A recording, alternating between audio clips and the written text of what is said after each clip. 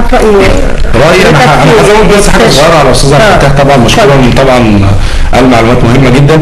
بالنسبه للمؤتمر الاقتصادي العالمي اللي هو ان شاء الله هيعقد في مارس في شرم الشيخ، ده يعني هيناقش موضوعات مهمه جدا ومشاريع قوميه كبيره جدا زي محور قناه السويس، مشروع المثلث الذهبي اللي هو فيه طبعا الفوسفات والمنجنيز والذهب.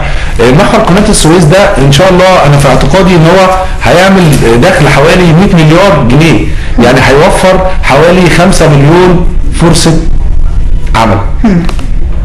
ده حاجه كبيره جدا. يبقى احنا مع القروض مع الشباب، مع الشغل اللي هنشوفه للشباب، مع الاسواق اللي هنصور لهم حاجاتهم، مع الاهتمام بالتعليم، مع المشاريع القوميه الكبيره دي، احنا هنرجع البطاله بشكل كبير جدا. بالتاكيد.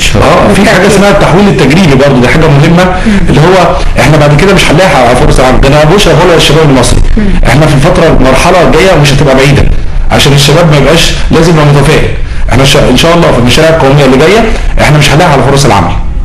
وعايز اقول للشباب برضه حاجه صغيره يا فندم، معلش، لو جالك شغل دلوقتي في قطاع خاص او عام بمرتب صغير ابتدي، ما تكسلش، ما تقفش.